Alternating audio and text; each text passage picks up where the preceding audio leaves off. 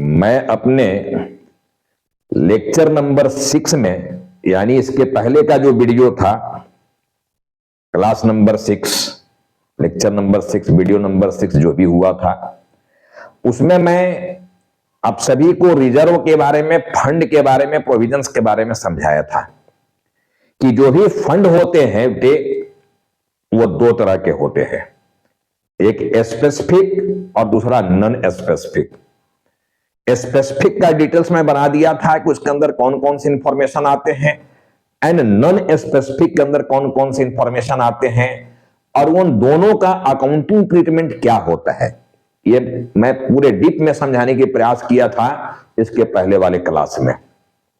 उम्मीद है कि आप सभी बच्चे उस वीडियो को देखे होंगे, और अगर नहीं देखे हो तो फिर जाकर उसको पहले देखो।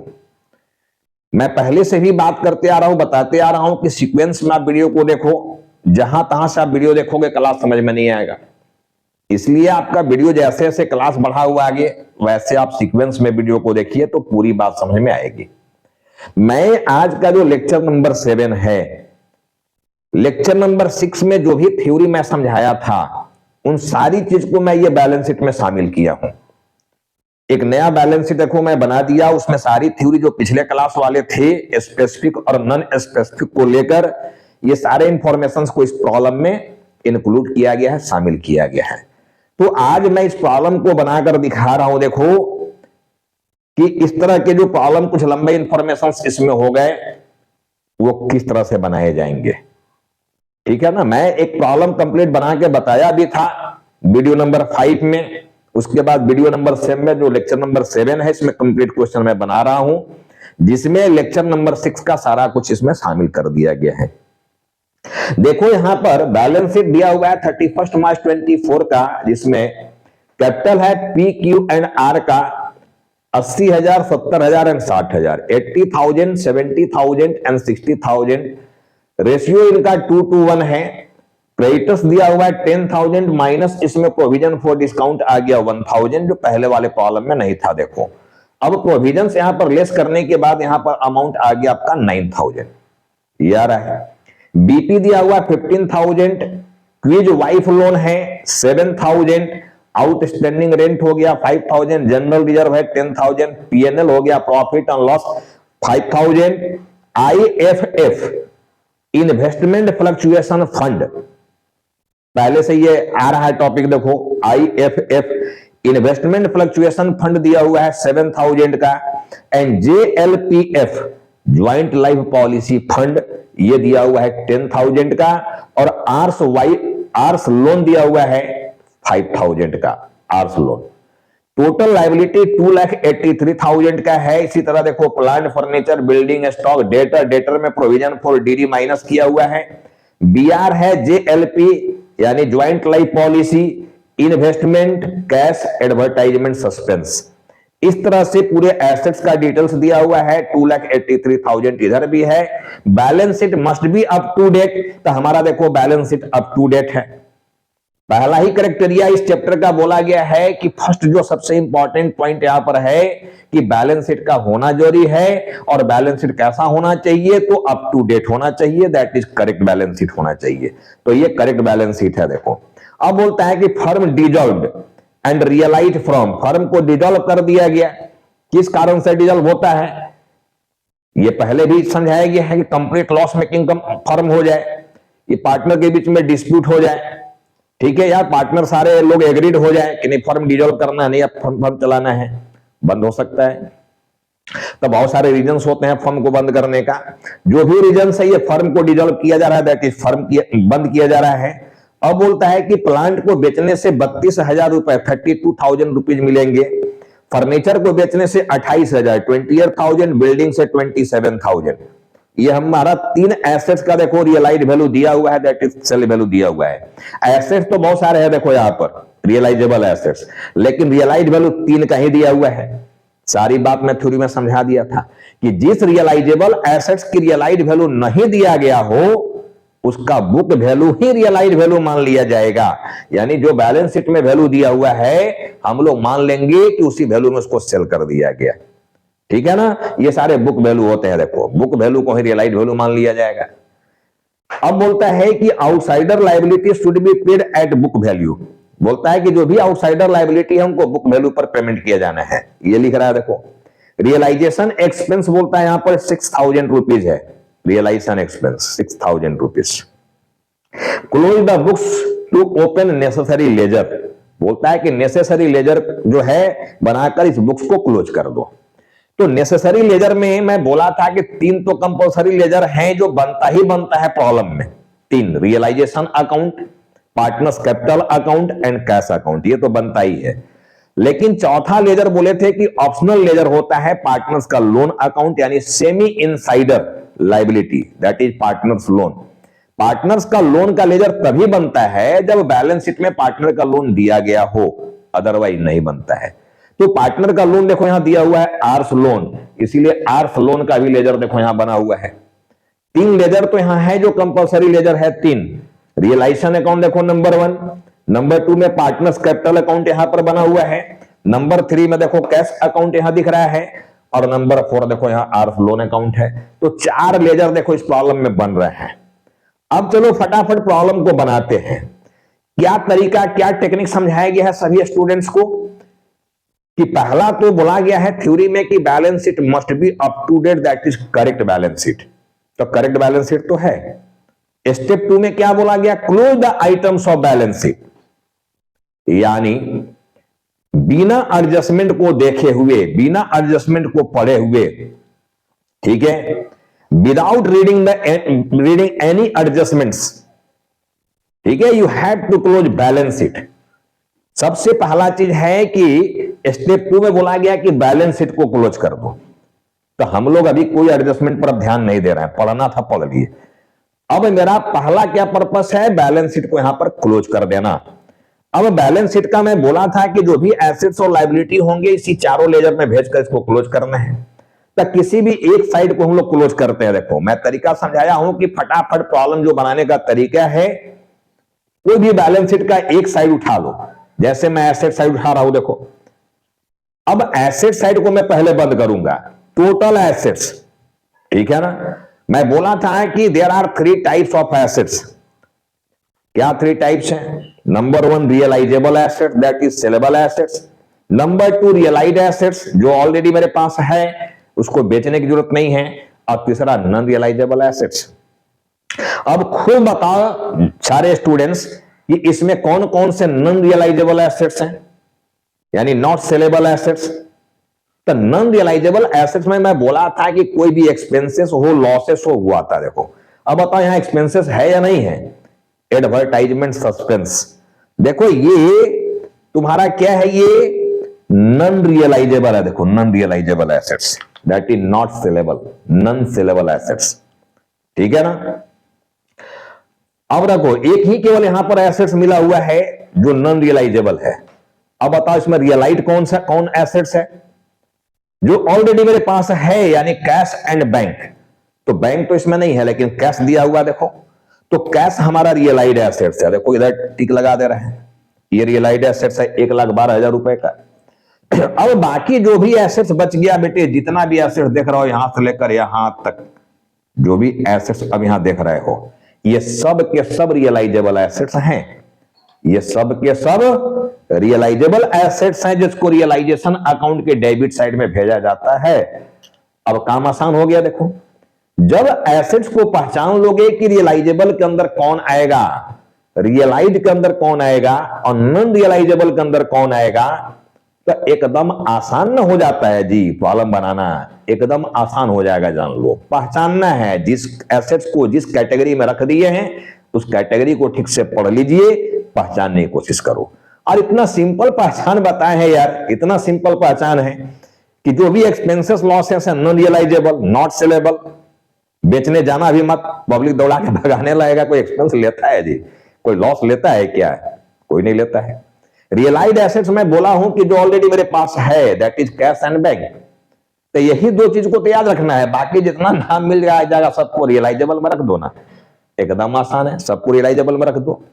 अब जो भी रियलाइजेबल एसेट सबको रियलाइजेशन में भेजना है। देखो फटाफट हम लोग यहां भेज रहे हैं। देखो 2 यहां आ जाएगा। 2 है देखो प्लांट, प्लांट है, furniture,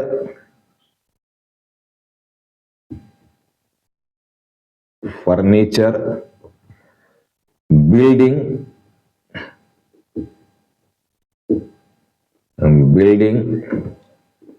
stock debtor,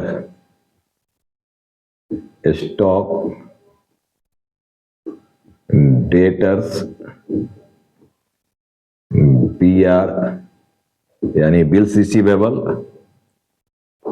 JLP joint life policy, investment,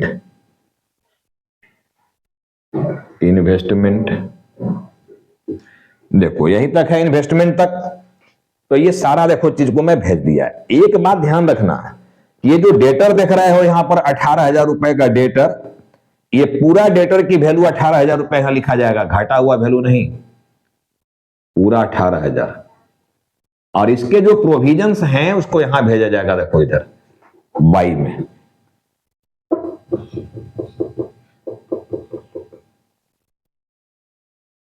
by provision for doubtful डेप्ट, ये भेजा जाएगा। प्रोविजन इसमें दिख रहा है देखो 2,000 रुपए का, तो 2,000 रुपया यहां चला गया, देखो प्रोविजन, ये आ गया 2,000 प्रोविजन। ठीक है, यानी प्रोविजंस जो है एसेट्स को जहां भेजे हो उसके अपोजिट में भेज देना है। और वैसे इसके पहले वाले क्लास में लेक्चर नंबर 6 में क्लियर समझाया गया specific and non specific.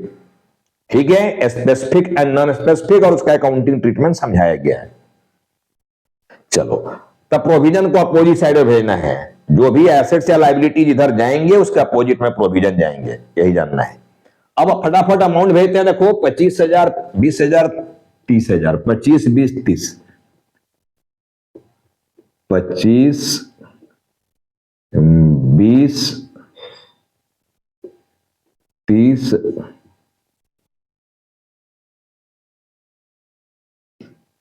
25, 20, 30, stock का है 15,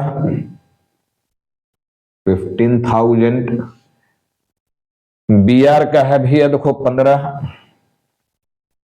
15,000। अच्छा, JLP का है 25,000, 25,000 एंड इन्वेस्टमेंट का है 20,000, 20,000। देखो एक बार में ये हमारा चारों लेजर बनने वाला है। फटाफट कैसे बनता, वन टाइम में कैसे आंसर आ जाता, देखो। तो मैं यहां तक का इंफॉर्मेशन को भेज दिया, देखो ये। अब बच गया अपने पास कैश। कैश के लिए देखो कैश का लेजर यहां बना हुआ है, यहां लिख देंगे to balance BD। Debit side में आ जाएगा 1,12,000 रुपए।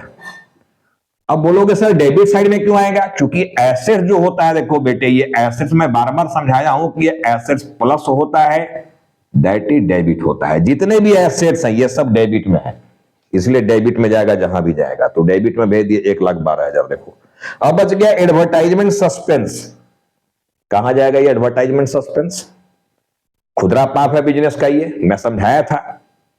कौन अर्न किया है, पार्टनर, तो भुगतेगा कौन, पार्टनर, तो पार्टनर्स के कैपिटल में जाना है। देखो डेबिट की इंफॉर्मेशन है तो डेबिट में भेजेंगे हम लोग यहां पर एडवर्टाइजमेंट सस्पेंस, एडवर्टाइजमेंट सस्पेंस यहां चला जाएगा। देखो अब लाभ हानि का जो रेशियो उसमें बांटा जाएगा 2:1।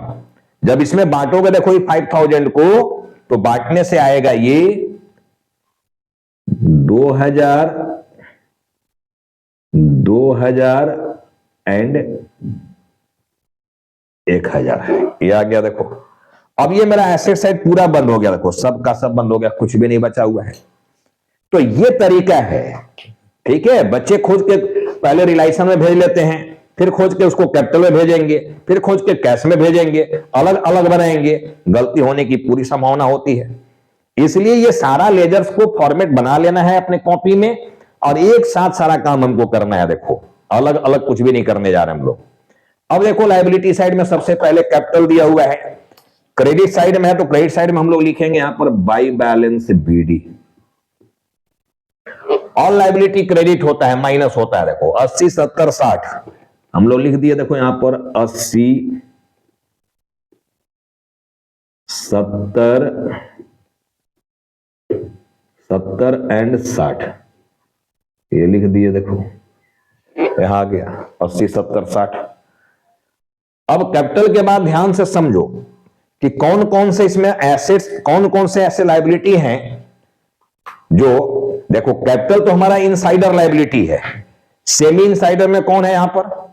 पार्टनर्स का लोन, सेमी इनसाइडर। देखो आर्स लोन है सेमी इनसाइडर, ये आर्स लोन है, देखो ये सेमी इनसाइडर। इसका देखो लेजर यहां बना हुआ है। अब क्रेडिट का इंफॉर्मेशन को क्रेडिट में भेजना है बाई बैलेंस बीडी, यहां पर आ गया तुम्हारा देखो 5000 रुपीज।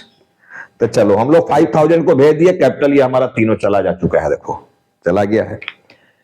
तो ये इनसाइडर है, ये सेमी इनसाइडर है। बताओ इसमें आउटसाइडर कौन कौन से लोग हैं? आउटसाइडर, देखो आउटसाइडर के अंदर कौन कौन से इंफॉर्मेशन आ रहे हैं, ठीक से समझने की प्रयास करो। आउटसाइडर में कोई ये क्रेडिटर है, आउटसाइडर क्रेडिटर हो गया, ये बीपी हो गया, ये क्यूज वाइफ लोन हो गया, और ये आउटस्टैंडिंग रेंट हो गया। ये चार जो इंफॉर्मेशन है ये आउटसाइडर लायबिलिटी हैं, और आउटसाइडर लायबिलिटी को हम लोग रियलाइजेशन अकाउंट के क्रेडिट में भेजते हैं। देखो तो क्रेडिट में हम लोग यहां भेजेंगे बाई क्रेडिटर्स। अब बताओ अमाउंट, तुम लोग खुदे बताओ अमाउंट कितना क्रेडिटर का लिखेंगे हम लोग, कौन सा अमाउंट वहां भेजा जाए? बुक वैल्यू, बुक वैल्यू क्या है? 10,000, फाइनल अमाउंट भेजना है 10,000। प्रोविजन जो इसमें दिया हुआ है तो अपोजिट में भेजना है प्रोविजन को, तो 10,000 रुपीज अपना यहां पर आ जाएगा, देखो। और इसका जो प्रोविजन पड़ा हुआ है इधर आ जाएगा, प्रोविजन फॉर डिस्काउंट, ठीक है ना, ऑन क्रेडिटर, ये कर देना है 1000 रुपीज। इसके बाद यहां पड़ा हुआ है देखो BP, bills payable, bills payable के बाद है Q's wife loan, Q's wife loan, और इसके बाद हम लोग का पड़ा हुआ है आउटस्टैंडिंग रेंट, ओएस रेंट। ये है देखो, बीपी का अमाउंट दिख रहा है 15,000 रुपीज, 15,000 पट से भेज दो 15। क्यूज वाइफ लोन है 7,000, 7,000, इसको भी भेज दिए। आउटस्टैंडिंग रेंट पड़ा हुआ है 5,000, ये आउटस्टैंडिंग रेंट भी भेज दिए। तो देखो यहां तक का इंफॉर्मेशन मेरा गया, ये चला गया। अब जो बचा हुआ है ध्यान से समझो, जनरल रिजर्व, प्रॉफिट और लॉस, IFF, JLPF, ये सब का सब क्या है? ये सब के सब नॉन पेबल लायबिलिटी है। देखना मेरे दोस्त, सब के सब क्या है? नॉन पेबल लायबिलिटी, ठीक है। लेकिन नॉन पेबल लायबिलिटी में क्या ध्यान देना होगा, जब ये स्पेसिफिक है या नॉन स्पेसिफिक है, ये अब ध्यान देना होगा। देखो मैं इसके पहले की वीडियो में समझा चुका हूं कि कौन कौन से स्पेसिफिक में आएंगे, कौन कौन से नॉन स्पेसिफिक में आएंगे। देखो यहां पर जनरल रिजर्व आया हुआ है, प्रॉफिट एंड लॉस आया हुआ है, ध्यान से समझो। General reserve and profit and loss की बात करें तो ये दोनों के दोनों नॉन स्पेसिफिक हैं, और नॉन स्पेसिफिक को केवल कैपिटल अकाउंट में भेजा जाता है। देखो इधर, तो हमारा यहां पर general reserve and profit and loss इधर आ गया, देख लो, ठीक है। अब जनरल रिजर्व का अमाउंट 10,000 है, इसको जब बांटोगे 2-2-1 के रेशियो में, तो ये आएगा देखो 4,000 एंड 2,000, ये बांट कर आएगा 2-2-1 के रेशियो में बांट कर देखना। प्रॉफिट एंड लॉस 5,000 है, तो इसी का हाफ हो गया, देखो 2,000 एंड 1,000, ये हो गया। तो देखो ये दोनों भी चला गया, जब इसकी भी रास्ता मिल गया हम लोग को। अब बच गया IFF एंड JLPF, ये दोनों को दोनों स्पेसिफिक नेचर के हैं। Specific fund, investment fluctuation fund and joint life policy fund is a specific nature fund, not non specific nature, specific nature. And we have 2 option, हमारे पास क्या है? 2 विकल्प है। क्या दो विकल्प है, क्या दो ट्रीटमेंट समझाया था मैं कि either it should be close to transfer in credit side of realisation account और it should be close to transfer in credit side of partners capital account. दो ऑप्शन है, दोनों में कहीं भेज के इसको बना सकते हो, बट बेस्ट ऑप्शन क्या मैं समझाया था? बेस्ट ऑप्शन क्या है? बेस्ट ऑप्शन होता है रियलाइजेशन अकाउंट के क्रेडिट में भेजना, यहां होता है बेस्ट ऑप्शन भेजना। इससे टाइम की भी बचत होना था, मैं ये समझा दिया था कि टाइम की भी बचत होगा जी इससे।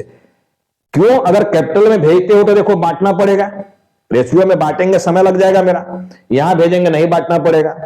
दूसरा चीज है कि जो भी इन्वेस्टमेंट फ्लक्चुएशन फंड है उसका इन्वेस्टमेंट देखो यहां आया हुआ है, जो भी ज्वाइंट लाइफ पॉलिसी फंड है उसका ज्वाइंट लाइफ पॉलिसी देखो यहां आया हुआ है। तो जहां उसका एसेट्स है उसके फंड को भी वहीं ट्रांसफर करना चाहिए लॉजिकली। ऑप्शन तो तुम्हारे पास दो है जी, चाहे तो क्रेडिट में यहां भेज दो या क्रेडिट में यहां भेजो, बट आंसर अलग अलग आएगा। आंसर अलग अलग आएगा नहीं, रिलेशन अकाउंट का प्रॉफिट लॉस अलग अलग हो जाएगा। जो स्टूडेंट यहां भेजकर बंद करेगा और कुछ स्टूडेंट यहां भेजकर बनेगा, दोनों का आंसर अलग हो जाएंगे, बट वो आंसर 100% करेक्ट होंगे। ठीक है ना? तो चलो मैं बेस्ट ऑप्शन की ओर आ रहा हूं, मैं यहां भेज रहा हूं, देखो इधर यहां पर आएगा मेरा IFF एंड JLPF, यहां भेज दिया।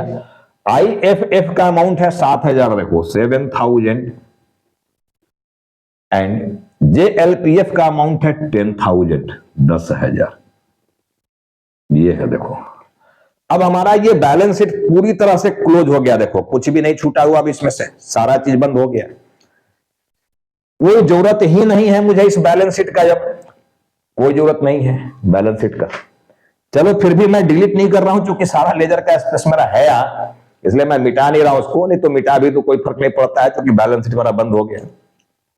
अब हम लोग क्या करेंगे, इस एसेट्स को देखो बेचेंगे। बेचेंगे तो यहां लिखेंगे कैश फ्रॉम। अब मेरा एडजस्टमेंट चालू हो रहा है, ध्यान से समझना। एडजस्टमेंट में बोला था कि hand to hand without any delay, और इफ यू डीले देन गईले। ये मैं समझा दिया हूं कि जब एडजस्टमेंट टच करोगे तो फिर मेरे फंडा पर काम करना, hand to hand without any delay, इस पर चलना है। Hand to hand without any delay का मतलब क्या समझाया था मैं कि एडजस्टमेंट का काम दो जगह होने वाला है। तो जिस एडजस्टमेंट को टच करो उसका पूरा क्रियाक्रम कर दो, यानी दोनों जगह भेज दो, तब नया एडजस्टमेंट को टच करो। मेरा कहने का मतलब यह था। तो मैं अभी देखो एसेट्स को बेचने का काम यहां कर रहा हूं, कैश। ठीक है? अब मैं बोला था कि इसमें से कोई भी एसेट छूटना नहीं चाहिए, सबके साथ कुछ ना कुछ होना चाहिए। कुछ ना कुछ होना चाहिए का मतलब या तो मैं इसको सेल करूंगा या कोई पार्टनर ले लेगा। अगर कोई पार्टनर लिया है एसेट्स को तो वो एडजस्टमेंट में दिया रहेगा। बताओ मेरा एडजस्टमेंट में कहीं है दिया हुआ किसी एसेट्स को पार्टनर लिया है? नहीं दिया हुआ है, कहीं नहीं दिया हुआ, देख लो। मतलब मैं सब एसेट्स को, सारे एसेट्स को सेल करूंगा। सीधा सीधा बात हो गया, बेचना है। देखो अब सारे को बेचना है तो सबका नाम यहां लिख दो, यहां लिख दो प्लांट, फर्नीचर,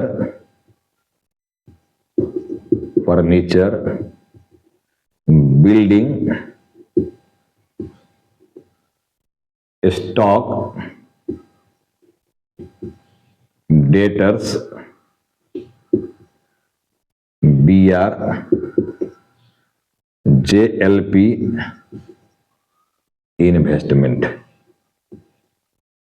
ये सब को बेचना है, देखना टोटल को। अब जब ये सबको बेचना है तो इसमें से किसका किसका सेल वैल्यू दिया हुआ है? देखो केवल 3 का सेल वैल्यू यहां दिया हुआ है। प्लांट को बोलता है कि 32,000 में बेचे हैं, देखो 32,000 में बेचे हो प्लांट को। फर्नीचर को 28,000 में बेचा गया है, 28,000 में फर्नीचर बेचे हो। बिल्डिंग को 27,000 में बेचा गया है, 27,000। बस इसी 3 एसेट्स का दिया हुआ है sale value, that is realised value. बाकी का नहीं दिया हुआ है तो बुक वैल्यू लेंगे। देखो यहां से स्टॉक अपना है 18,000, स्टॉक अपना जो है ये 15,000 का है, तो हम लोग 15,000 स्टॉक में यहां पर ले लेंगे। ये अमाउंट देखो, डेटर अपना यहां पर देखो 18,000 का है, तो हम लोग डेटर यहां पर 18,000 ही इसकी सेल वैल्यू मानेंगे। बीआर अपना देखो 15,000 का है, तो बीआर की वैल्यू 15,000 मानेंगे sale value. Joint life policy 25,000 का है, तो 25 में ही इसको बेचा गया है।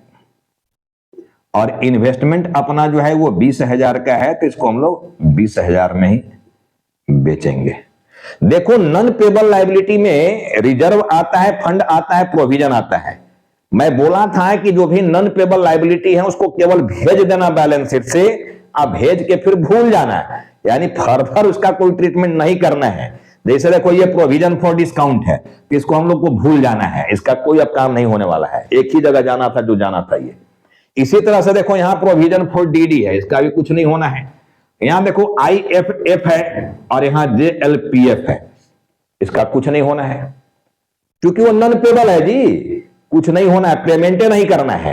तो फिर आगे करोगे क्या इसके साथ? केवल एक जगह बैलेंस शीट से भेज के इसको छोड़ दिया जाता है, आगे कुछ नहीं किया जाता है। Is it clear? समझ रहा है बात को? चलो, तो उसके साथ हम लोग कुछ नहीं करने वाले हैं, देखना। अब इसका टोटल कर लो, ये 3 जीरो कॉमन आ गया, 3 जीरो, 8 2 10 7 17 5 22 8 30 5 35 5 40 के जीरो हासिल, 4 और 3 7 2 9 2 11 12 13 14 2 16 2 18, 1,80,000 रुपया में बेचे हो। देखना, आप लोग भी जोड़ के मिला लेना, ठीक है ना, अपना भी जोड़ लेना। देखो 3 जीरो 8 2 10 7 17 5 22 8 30 5 35 5 40 के जीरो हासिल, 4 और 3 7 2 9 2 11 12 13 14 2 16 2 18, 180। मेरे हिसाब से तो सही है 180, ठीक है ना। चलो, अब वही hand to hand without any delay. जब यहां कैश क्रेडिट में आया है तो कैश अकाउंट के डेबिट में भेजना है, तुरंत भेजना है, तुरंत भेजिए देना है, छोड़ना नहीं है, तुरंत भेजिए देना है। देखो यहां लिखेंगे हम लोग टू रियलाइजेशन, 1,80,000 रुपया, 1,80,000, ठीक है ना।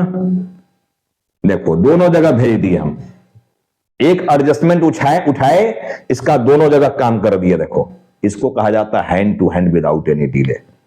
चलो, अब हम लोग एसेट्स को बेच दिए तो लायबिलिटी की पेमेंट करना होगा। देखो, तो लायबिलिटी का पेमेंट करने के लिए हम लोग यहां लिखेंगे कैश टू डैश। सबसे पहले मैं बोला था कि रियलाइजेशन एक्सपेंस का पेमेंट होता है। रियलाइजेशन एक्सपेंस तुम्हारा यहां देखो एडजस्टमेंट में दिया हुआ है 6,000 रुपीज, तो 6,000 रुपया मैं यहां लिख दिया। अब देखो बाकी जो भी लायबिलिटी है तुम्हारे पास, 4 लायबिलिटी दिख रहा है, creditor, BP, Q's, wife loan and outstanding rent, ये 4 लायबिलिटी है। ये चारों लायबिलिटी के साथ कुछ ना कुछ होना चाहिए, कुछ ना कुछ होना चाहिए, मतलब या तो इसका हम पेमेंट करेंगे, यानी फर्म इसका पेमेंट करेगा, या इसके पेमेंट की रिस्पॉन्सिबिलिटी कोई पार्टनर लेगा। अगर कोई पार्टनर रिस्पॉन्सिबिलिटी लिया है बेटे तो एडजस्टमेंट में ये बोला गया रहना चाहिए कि किस लायबिलिटी का पेमेंट कौन पार्टनर करेगा। ऐसा देखो कुछ नहीं लिखा हुआ यहां पर, मतलब कि ये सारे लायबिलिटी का पेमेंट कैश में फर्म ही करेगा, पार्टनर को रिस्पॉन्सिबिलिटी नहीं लिया है। तो हम लोग यहां पर लिखेंगे क्रेडिटर, ये लिखेंगे हम लोग bills payable, quiz wife loan, ये लिखेंगे हम लोग आउटस्टैंडिंग रेंट, ये लिख दिए। देखो हो गया यहां तक। अब पेमेंट करें कितना, यहां क्लियर लिख दिया है। देखो बुक वैल्यू पर पेमेंट करना है, नहीं लिखा रहता कितना करना है तभी बुक के वैल्यू मानते हम, और स्पेशल लिख दिया कि नहीं कम करना है कि ज्यादा करना है तो उतना करते हम। यहां तो क्लियर लिख दिया बुक वैल्यू, नहीं लिखता तभी बुक वैल्यू। तो क्रेडिटर का अमाउंट देखो 10,000 पड़ा हुआ है, 10,000 हम लोग यहां लिख दिए इसको। बीपी का अमाउंट 15,000 है, 15,000 लिख दिए। इसी तरह क्विज वाइफ लोन जो है ये 7,000 का है, और आउटस्टैंडिंग रेंट अपना जो है ये 5,000 का है, ये 5,000 है, ठीक है ना।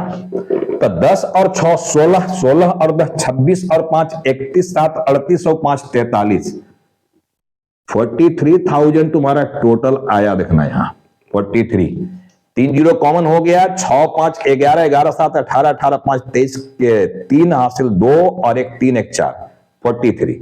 अभी भी एडजस्टमेंट है, तो hand to hand without any delay. अब देखो कैश यहां पर डेबिट में आया है, तो कैश अकाउंट के क्रेडिट में हम लोग यहां पर लिखेंगे लेजर का नाम, लेजर का नाम बाय रियलाइजेशन। ठीक है ना, कितना 43,000। ये हो गया। देखो अब हमारा सारा काम हो गया, देखो कुछ भी नहीं बचा हुआ है, सारा हो गया काम। अब हम लोग क्या करेंगे, सीधा रियलाइजेशन अकाउंट को बंद करेंगे। देखो इसको बंद करना है अब, ठीक है ना, इसको हम लोग बंद करेंगे। देखो जिधर का अमाउंट ज्यादा है उसको जोड़ना है।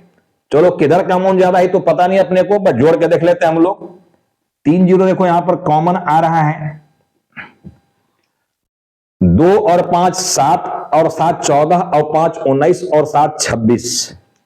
26 का हो गया 6 हासिल 2 और एक 3 एक 4 एक 5 5 और 8 13 एक 1 2 2,36,000 देखो उधर का टोटल है। हम लोग देखो डेबिट साइड की टोटल को मिला लेते हैं। 3 जीरो कॉमन गया, 5 5 10 8 18 5 23 5 28 1 29 और 3 32 के 2 हासिल 3 और 2 5 2 7 3 10 1 11 1 12 1 13 15 17 और 4 21। 2,12,000 ही देखो आ रहा इधर का, मतलब क्रेडिट साइड का अमाउंट ज्यादा है। 2,36,000 इधर आया तो 2,36,000 इधर भी आना चाहिए, 2,36 इधर भी आना चाहिए, बट इधर 2,12,000 ही आ रहा है। तो 2,12,000 जब यहां से माइनस करोगे तो 4 2 यानी 24,000 रुपए का देखो ये डिफरेंस आ रहा है बच्चों। और ये जो डिफरेंस आ गया 24,000 का, इसी को कहा जाएगा प्रॉफिट। और ये profit P Q and R में बांट दिया जाएगा। सीधी सी कहानी बांटोगे। अब ये 24,000 रुपए को हम लोग बांटेंगे। देखो 24,000 रुपए जो है इसको बांट देना है, इंटू 2/5 करोगे तो देखो आ गया बांटकर 9,600, ठीक है ना, डिवाइडेड बाई 2 4,800। ये हम लोग प्रॉफिट को भी बांट लिए, यानी रिलेशन मेरा बंद हो गया। देखो रिलेशन से प्रॉफिट निकला ओवरऑल 24,000 रुपए का ये प्रॉफिट निकला। देखो अब तीनों पार्टनर में हम लोग बांट दिए, फिर वही hand to hand without any delay. अब देखो पार्टनर का नाम यहां डेबिट में आया है, तो हम लोग पार्टनर्स कैपिटल क्रेडिट में भेजेंगे लेजर का नाम रियलाइजेशन, ब्रैकेट में लिख सकते हो प्रॉफिट, ये लिख देंगे। 9,600 एंड 4,800। अब देखो रिलेशन बंद हो गया अपना, ठीक है ना, रिलेशन बंद हो गया। अब हमें लायबिलिटी का पेमेंट करना है। देखो तो पेमेंट करने के लिए देखो सेमी इनसाइडर यहां पड़ा हुआ है, इसका भी पेमेंट करेंगे। इससे पहले देखो कैपिटल अकाउंट को क्लोज कर दो। चलो इसको भी हम लोग क्लोज करते हैं। सारे क्रेडिट के ही अमाउंट ज्यादा लग रहा है, देख लेना। 80 4 84 और 2 86 86 और 10 96 95,600 रुपया देखो यहां पर आ रहा है, 95,600। 4 2 6 6 और 9 4 2 6 6 9 15 के 5 1 और 8 9 95,600 ही आएगा। 95,600 इधर भी आ गया। 95,600 में 2,000 माइनस कर दोगे तो ये आ गया 93,600, 93,600 ये आ गया। 70 4 74 और 2 76 76 और 10 86 85,600 85,600 इधर भी आना चाहिए। इसमें माइनस कर दिया 2,000 तो आ गया 83,600, 83,600। 60 2 62 1 63 और 4 67,800, 67,800 यहां भी आ गया 67,800, इसमें 1,000 घटा दोगे तो ये आ जाएगा 66,800, ये आ जाएगा 66,67,800। देखो ये भी हो गया, बैलेंस निकल गया। अब यहां पर कैश लिख देना है। देखो कैश लिख के, ये बैलेंसिंग फिगर में आ गया है, कैश लिख के पेमेंट कर दिया हम लोग, तो हमारा कैपिटल का विलेजर बंद हो गया, देख लेना, ठीक है ना। अब यहां पर देखो सेमी इनसाइडर है, इसको कुछ नहीं, अपने मन से इसका पेमेंट कर देना है और लेजर को बंद कर देना है। सेमी इनसाइडर को सीधा यहां पर लिख दोगे टू कैश 5,000 रुपया, अलग से कोई इंफॉर्मेशन नहीं दिया गया हो इसके संबंध में, तो सीधा कैश लिख के इसको बंद कर देना है। देखो अब दोनों साइड ये भी इक्वल हो गए, इक्वल हो गया। देखो तो 3 लेजर मेरा क्लोज हो गया, देख लेना, बंद हो गया। अब वही hand to hand without any deal है, यहां कैश आया डेबिट में, तो कैश अकाउंट के क्रेडिट में फट से भेज दो। यहां पर by realisation, sorry by R's loan है, देखना बाय आर्स लोन 5,000। इसके बाद देखो कैश यहां भी आया हुआ है, यहां डेबिट साइड में, तो हम लोग क्रेडिट साइड में लिखेंगे by Q's capital, by Q's capital and by R's capital, ठीक है ना।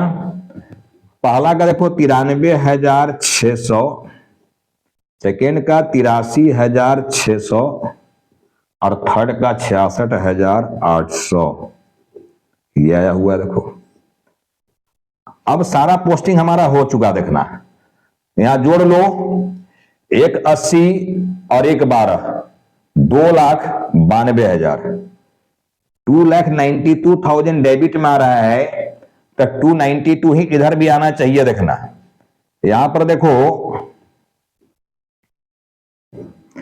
2 जीरो आ गया, देखो यहां पर कॉमन, 6 6 12 और 8 20 के जीरो हासिल 2, 2 और 3 5 और 5 10 और 3 13 और 3 16, 16 और 4 20 और 2 22 के 2 हासिल 2 और 4 6 और 9 15, 15 और 8 हो गया 23 और 6 हो गया 29।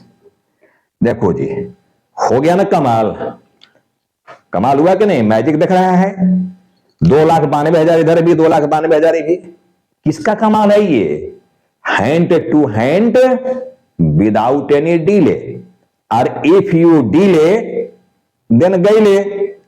गाड़ी में बोले थे, गाड़ी में पीछे लिखा रहता है लटकले तो गेले बेटा, तो फिर लटकले तो गेले, तो मेरे अकॉर्डिंग चलते हो, एडजस्टमेंट को टच करो तो दोनों जगह फट से भेज लो, पूरा क्रियाक्रम कर लो, तब आगे की बात करना। तो मेरे लॉजिक के अकॉर्डिंग चलते रहोगे तो वन टाइम में आंसर आ जाएगा। अब देखो ये इतनी बड़ी क्वेश्चंस को मैं कितनी टेक्निक से समझा दिया, बताया। उम्मीद है कि ये जो भी आज का क्लास हुआ है ये सारे स्टूडेंट्स को समझ में आ गया होगा कि डिसोल्यूशन का इस तरह के प्रॉब्लम्स, जो लंबे प्रॉब्लम भी हैं, कितने जल्दी देखो कितने तरीके से बन जाते हैं। तो आप इसको कॉपी कलम लीजिए, कॉपी में जाकर इस प्रॉब्लम को नोट डाउन कीजिए और फिर अपने से बनाइए, और अपने से बनाकर आंसर यहां पर आया हुआ है इससे मैच कीजिए। एक बार 2 बार बनाओगे तभी क्लैरिटी आने वाला है, पूरा का पूरा कॉन्फिडेंस आने वाला है। क्लैरिटी तो मैं देख रहा हूं, कॉन्फिडेंस आने वाला है। जब अपने से काम को करोगे तब कॉन्फिडेंस ज्यादा आता है। तो चलो डिसोल्यूशन चैप्टर की लेक्चर 7 में आज मैं बहुत कुछ समझाने का प्रयास कर दिया हूं। एक लेक्चर कम से कम इसमें और मैं देने वाला हूं 8 नंबर। उसमें मैं क्या बताने वाला हूं कि जब बैलेंस शीट नहीं दिया गया हो तब प्रॉब्लम कैसे बनाया जाता है। अभी तो बैलेंस शीट दिया हुआ था, जब बैलेंस शीट नहीं दिया रहेगा, जबकि बोला गया कि balance sheet must be up to date, तो जब बैलेंस शीट नहीं दिया गया हो तब कंप्लीट प्रॉब्लम कैसे बनाया जाता है। तो मैं बहुत जल्द उस प्रॉब्लम को, उस तरह के उस लेवल की प्रॉब्लम को लेक्चर नंबर 8 में शामिल कर रहा हूं। अगला क्लास जो भी आएगा मेरा उसी पर आएगा, ठीक है। तो चलो आज की क्लास को हम लोग यहीं पर पूर्ण विराम करते हैं, स्टॉप करते हैं।